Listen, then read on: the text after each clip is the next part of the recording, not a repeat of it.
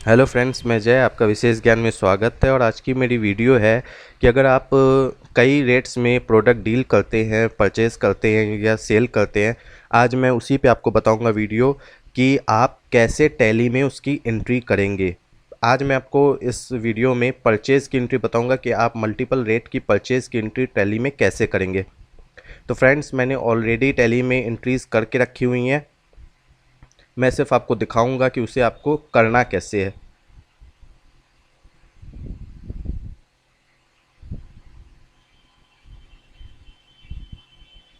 जैसे कि मैंने ये कंपनी बना के रखी है, डमी कंपनी है, आपको सिर्फ सिखाने के लिए, डेमो देने के लिए। अब मैं इसमें आपको बताऊंगा कि सबसे पहले आपको लेजर्स कौन कौन से क्रिएट करने हैं। मैं अल्टर में चला गया, आपको लेजर क्रिएट करने आता ही होगा। सिर्फ मैं यहाँ आपको दिखा रहा हूँ कौन कौन से क्रिएट करने लेजर। आपको इनपुट CGST की लेजर क्रिएट करनी है। यहाँ पर मैं आपको दो तरह की परचेज़ बताऊंगा, एक इंट्रा स्टेट परचेज़ और एक inter state purchase. Intra state purchase क्या होता है वो मैंने आपको पहले भी बता दिया है अपने पिछले वीडियो में, लेकिन मैं फिर भी क्लियर कर देता हूँ इस वीडियो में। इंट्रा स्टेट मतलब होता है कि आप अपने ही राज्य से परचेज़ करते हैं, उसे हम इंट्रा स्टेट बोलते हैं। और जब आप अदर स्टेट से परचेज़ करते हैं तो उसे हम इंटर स्टेट बोलते हैं। तो इसमें मैंने मान के चलो, मैं यहाँ पर दो रेट्स की आपको बताऊंगा कि कैसे करनी। उसी तरीके से आप और भी अदर्स रेट, जो भी आप जिस रेट में डील करते होंगे उस रेट की आप यहाँ पर लेजर क्रिएट कर सकते हैं। मैंने यहाँ पर एक 28% का लेजर लेके रखा हुआ है और एक आपको 18% का। तो आप जानते ही होंगे कि जीएसटी के अंदर मान के चलो, अगर आपका जीएसटी 28% है किसी प्रोडक्ट के ऊपर और आप अपने स्टेट से परचेज करते हैं तो CGST जस्ट उसकी आधी हो जाती है, और मतलब वो दो पार्ट में बट जाती है, एक SGST में एक CGST में, और दोनों इक्वली रहती है। तो मान के चलो अगर 28% GST है तो 14% CGST होगी और 14% SGST। तो मैंने इसीलिए इनपुट CGST का 14% का लेजर क्रिएट करके रखा है, इस तरीके से मैंने लिखा हुआ है। उसके बाद यहाँ पर आपको ड्यूटीज़ एंड टैक्सेस के अंदर लेना है। टाइप्स ऑफ ड्यूटी में आपको जीएसटी सेलेक्ट करना है। उसके बाद टैक्स टाइप में सेंट्रल टैक्स सेलेक्ट करना है। उसके बाद इन्वेंट्री को नो रखते हुए आपको परसेंटेज में 14% इंटर करके उसके बाद आपको इसे एक्सेप्ट कर लेना है। इसी तरीके से आप अगर 18% जीएसटी है तो उसकी CGST आप 9% की क्रिएट करेंगे लेजर। इस तरीके से आप कर लेंगे। उसके बाद मैं आपको दिखाता हूँ, ये है मेरी IGST, जो कि मैंने आपको बताया कि आप अगर अदर स्टेट से प्रोडक्ट परचेज कर रहे हैं तो उस सिचुएशन पे आप पे IGST लगती है, और जब आप अपने स्टेट में परचेज करते हैं तो CGST और SGST लगती है। यहाँ पर आपको हाफ नहीं करना है क्योंकि IGST में फुल टोटल लगती है टैक्स, वो डिवाइड नहीं होती है। तो यहाँ पर आपको input IGST at the rate of 18% मैंने ले लिया। आपके जो रेट हो आप यहाँ पर वो मेंशन कर देंगे। उसके बाद मतलब 18% को हटाकर वो रेट आप मेंशन कर देंगे। उसके बाद जिस तरीके से मैंने सेलेक्ट किया हुआ है सब कुछ सेम है, सिर्फ मैंने टैक्स टाइप में इंटीग्रेटेड टैक्स सेलेक्ट किया है। उसके बाद मैंने उसी तरीके से इनपुट 28% IGST का क्रिएट किया लेजर। उसके बाद मैंने इनपुट SGST का लेजर क्रिएट किया है 14% का, आप देख सकते हैं। इसमें सिर्फ मैंने टैक्स टाइप में स्टेट टैक्स सेलेक्ट किया है। उसके बाद मैंने इनपुट SGST 9% का क्रिएट किया लेजर।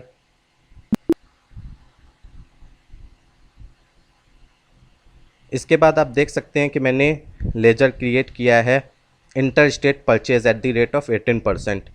इसका मतलब मैंने आपको पहले ही क्लियर कर दिया कि आप अदर स्टेट से जब परचेज़ कर रहे हैं उस सिचुएशन में आपको ये करना है। अगर आप अदर स्टेट से ना परचेज़ करते हैं ना सेल करते हैं तब आपको ये लेजर क्रिएट करने की ज़रूरत ही नहीं है।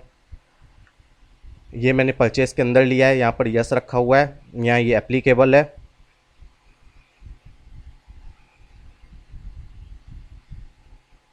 यहाँ पर आप देख सकते हैं जब मैंने यस किया तो यहाँ पर मैंने ये जो नेचर ऑफ ट्रांजैक्शंस है यहाँ पर मैंने इंटर स्टेट परचेज टैक्सेबल रखा हुआ है, और टैक्सेबिलिटी में मैंने टैक्सेबल सेलेक्ट किया हुआ है।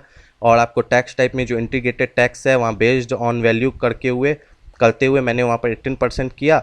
अगर ये यहाँ पर आपको ये क्लियर हो जाएगा कि अगर आप IGST में परचेज करते हैं तो उस सिचुएशन में आपकी ये 18% होगी, और अगर आप CGST और SGST में परचेस करते हैं तो यहाँ पर वो हाफ हाफ हो जाएगा। ये ऑटोमेटिक हो जाता है, आपको सिर्फ ऊपर में 18% डालना होता है।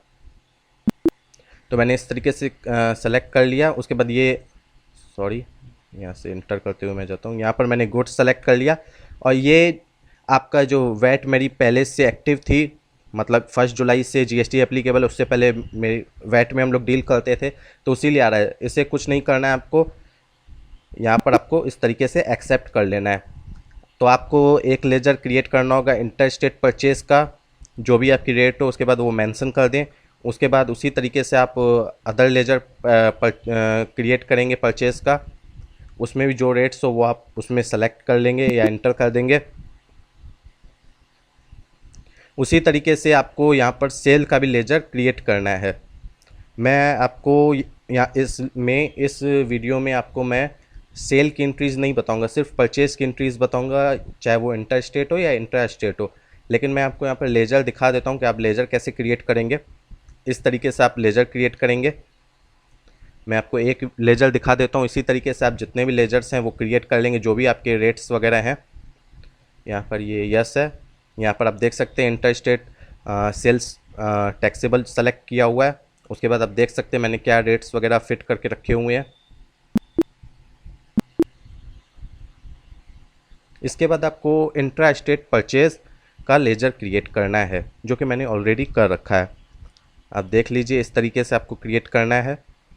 यहाँ पर आपको यस करना है और यहाँ पर सिर्फ आपको इसमें परचेज टैक्सेबल सेलेक्ट करना है। जैसे कि आप इंटर स्टेट में inter state purchase taxable select कर रहे थे, यहाँ पर सिर्फ आपको परचेज टैक्सेबल सेलेक्ट करना है। इस तरीके से आपका नेचर ऑफ ट्रांजैक्शंस का लिस्ट खुल जाएगा। यहाँ से आपको फ़िल्टर करते हुए सेलेक्ट कर लेना है।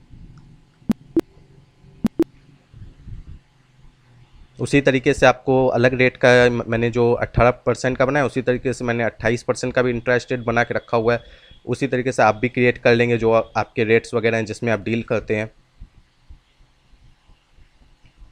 फिर मैंने इंटरेस्ट रेट सेल का भी क्रिएट करके रखा है लेजर। मैं आपको एक दिखा देता हूँ, इसी से आप अदर लेजर भी क्रिएट कर पाएंगे। आप देख सकते हैं मैंने कैसे किया। इसमें भी मैंने सेल्स टैक्सेबल लिया हुआ है नेचर ऑफ ट्रांजैक्शन में। अब आपको क्या क्रिएट करना है, आउटपुट एसजीएसटी, आउटपुट सीजीएसटी, और इसमें जो अलग अलग रेट्स हैं वो आपको करने हैं। जो भी रेट्स में आप डील करते हो, चाहे आप एक रेट्स में डील करते हो तो एक रेट्स का ही लेजर बनाएंगे। अगर आप 4-5 रेट्स के प्रोडक्ट डील करते हैं तो वो आप 4-5 रेट्स के लेजर क्रिएट करेंगे सीजीएसटी और एसजीएसटी के। यहाँ पर मैंने आउटपुट एसजीएसटी 14% लिया है। उसके बाद मैंने ड्यूटीज़ एंड टैक्सेस में लिया है, जीएसटी लिया है, और उसके बाद टैक्स टाइप में मैंने स्टेट टैक्स लिया। और जैसे कि मैंने इनपुट क्रिएट किया था सब कुछ सेम है यहाँ पर, सिर्फ यहाँ पर इनपुट की जगह मैंने आउटपुट लिखा हुआ है, बाकी सब कुछ सेम है। उसी तरीके से आप इसके जो भी आपके रेट्स हैं उसके आप लेजर क्रिएट कर लेंगे। आईजीएसटी का भी मैं एक दिखा देता हूँ, आप देख सकते हैं इस तरीके से आपको लेजर क्रिएट करने हैं। उसके बाद आपको सन्ड्री क्रेडिटर डेटर के लेजर्स क्रिएट करने हैं, जिससे आप माल परचेज़ करते हैं या जिससे आप माल सेल करते हैं। तो इसमें आपको, अगर आप अदर स्टेट से परचेज़ करते हैं तो उसका भी आपको लेजर क्रिएट करना होगा क्रेडिटर का। तो मैं आपको एक सेकंड दिखा देता हूँ। मैंने ये डेमो के रूप में लिया है, मान के चलो इसका नाम लवली है। उसके बाद मैंने इसे डेटर लिया, जैसे मैं माल सेल करता हूँ। आपको यहाँ पर आप देख सकते होंगे, यहाँ मैंने बिहार चुना हुआ है क्योंकि मैं बिहार में मेरा रजिस्ट्रेशन है और मैं बिहार में डीलिंग करता हूँ, और ये जो मेरा डेटर है ये भी बिहार का है। तो यहाँ पर स्टेट सेलेक्ट करना बहुत ही मस्ट है। अगर आप स्टेट गलत सेलेक्ट करेंगे तो आपकी एंट्रीज़ वगैरह बिल्कुल परफेक्ट नहीं हो पाएंगी। तो यहाँ पर आपको स्टेट परफेक्ट सेलेक्ट करना है, जो भी आपके डीलर जहाँ पर रजिस्ट्रेशन है उनकी। उसके बाद आपको यहाँ पर आते हुए इसको यस करना है, और यहाँ पर वो अगर रेगुलर हैं तो रेगुलर सेलेक्ट कर लो आप, नहीं तो कंपोजिट डीलर है तो कंपोजिट कर लो। ये मुझे लगता है आप लोग को आता ही होगा कि रेगुलर और कंपोजिट होता क्या। अगर आपको नहीं आता है इसके बारे में कि ये क्या होते हैं तो आप मेरी जो जीएसटी की वीडियोज़ है वो देख सकते हैं। उसके बाद यहाँ पर आपको उनका जीएसटी नंबर आपको एंटर करना है। तो इसमें अगर आप मिस्टेक करेंगे तो यहाँ पर टैली आपको वार्निंग देगा कि आपने मिस्टेक किया है। मैंने यहाँ पर आपको हर नंबर में नहीं पता चलेगा कि आपने मिस्टेक की है। सिर्फ 2-3 चीज़ें हैं जो कि मैंने अपने पिछले वीडियो में बताई हैं, वहाँ से आप क्लियर कर सकते हैं कि वो क्या है। वो अगर आप गलत डालेंगे तो ही आपको टैली वार्निंग देगा कि आपने गलत इंटर किया है। इस तरीके से मैंने जैसे अपने स्टेट का ही डेटा क्रिएट कर लिया उसका लेजर। उसके बाद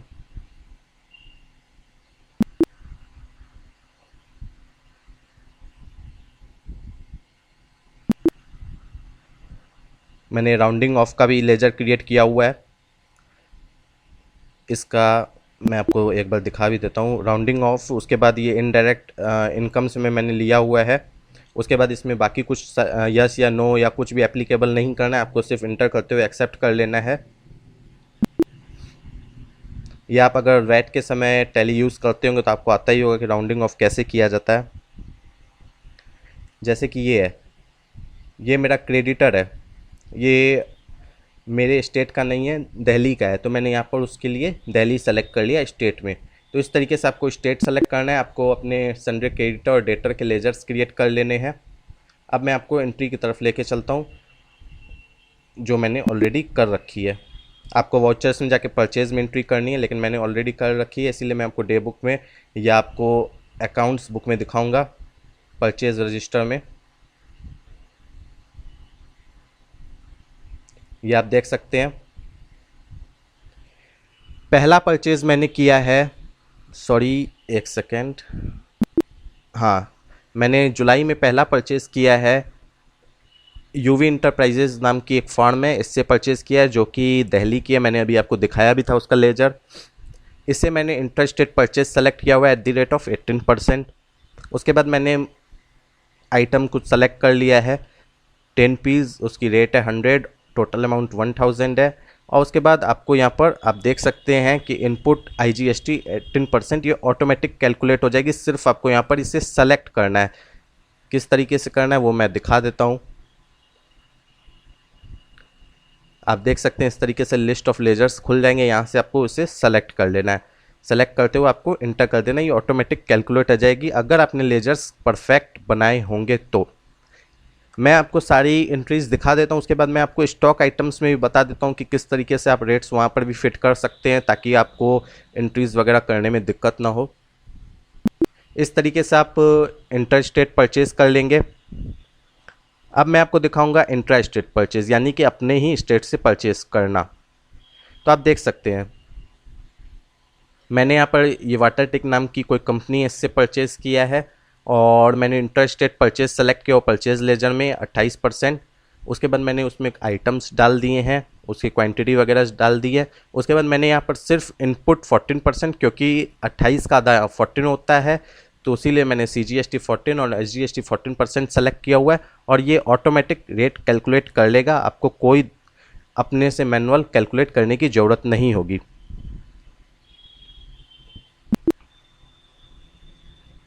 आप देख सकते हैं इसी तरह मैंने 18% का भी किया हुआ है।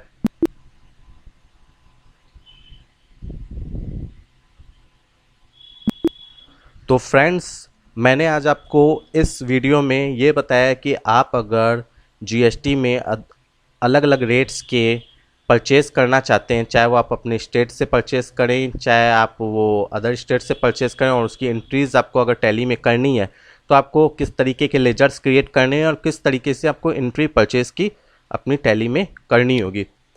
अब मैंने आपको बोला था कि मैं आपको स्टॉक आइटम्स भी दिखा दूंगा कि किस तरीके से आपको क्रिएट करना है, तो वो मैं आपको एक बार क्लियर कर ही देता हूँ।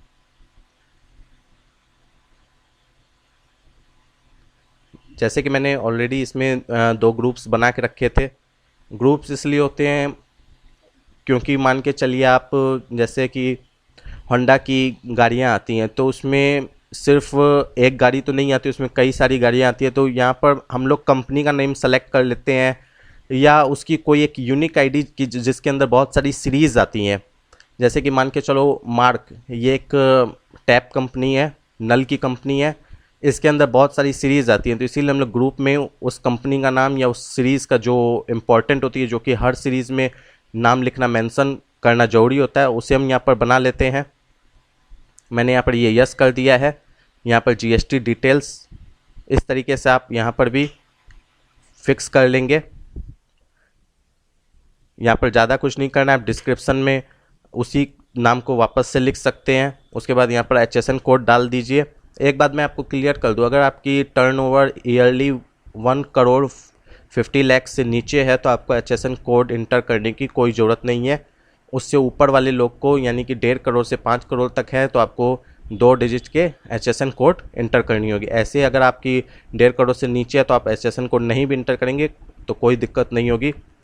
उसके बाद आपको यहाँ पर और डाल देंगे तो बेटर रहेगा। तो जब आपको परचेज इनवॉइस मिलेगी तो आपको जो उसमें रहेगा HSN कोड वहाँ से आप डाल सकते हैं, नेट वगैरह से आप अपना निकाल के भी डाल सकते हैं। यहाँ पर ये टैक्सेबिलिटी में मैंने टैक्सेबल सेलेक्ट किया हुआ है और इस तरीके से मैंने यहाँ पर 18% किया था और ये ऑटोमेटिक हाफ ऑफ हो गया इक्वली 9% में। तो फ्रेंड्स यहाँ पर आपको जरूरी नहीं है कि आप यहाँ पर रेट्स वगैरह डालेंगे। अगर आपने इस तरीके से लेजर्स जैसे कि मैंने आपको पीछे दिखाया है कि लेजर्स अलग अलग रेट्स के क्रिएट आप कर लो तो उसके बाद आपको ज़रूरत नहीं होगी कि आप इस तरीके से इसमें ये रेट्स वगैरह फिट करो। आप नॉर्मली जैसे वैट के समय या आप और भी अपना अगर अकाउंट्स रखते हैं तो नॉर्मली जिस तरीके से आप स्टॉक आइटम्स और स्टॉक ग्रुप्स वगैरह क्रिएट करते थे उसी तरीके से आपको क्रिएट कर लेने हैं। जैसे कि आप देख सकते हैं यहाँ पर भी ये आपको ऑप्शन दिए हुए हैं कि आप आइटम्स के अंदर भी जाके से रेट्स वगैरह फिट कर सकते हैं। क्योंकि ये इसलिए ऑप्शंस दिए गए हैं कि जैसे कि मान के चलो जैसे मैंने कि मार्क सेलेक्ट किया था, मार्क का ग्रुप मैंने क्रिएट किया हुआ था तो अब उसके अंदर जो कई सारे टैब्स हैं कई सीरीज़ में तो उसमें क्या होता है कि कई सारों में 18% GST लगेगी, कई में 28% लगेगी। तो वहाँ तो मैंने 18 कर दिया, अब मैं अगर परचेज में जाऊँगा तो सब में 18 लगेगी। तो उसीलिए मैं यहाँ पर सेलेक्टेड आइटम्स में यहाँ पर मैं अपनी अपनी जो GST की रेट्स है उनकी वो मैं यहाँ पर फिट कर सकूँ, इसलिए यहाँ पर ये ऑप्शन दिया हुआ है। फ्रेंड्स आपको इस कुछ करने की ज़रूरत नहीं है। आप जिस तरीके से नॉर्मल आप अपना स्टॉक आइटम और ग्रुप बनाते थे आप नॉर्मली क्रिएट कर ले और जैसे मैंने कि आपको बताया कि अलग अलग तरीके से आप लेजर्स क्रिएट कर ले, उसके बाद आप इंटर करें तो आपको ये सब ज़रूरत नहीं होगी क्रिएट करने की। अलग से आपको यहाँ पर अलग से रेट्स वगैरह डालने की भी ज़रूरत नहीं पड़ेगी। और अलग अलग लेजर्स क्रिएट करने की बेनिफिट क्या होती है वो मैं आपको दिखा देता हूँ।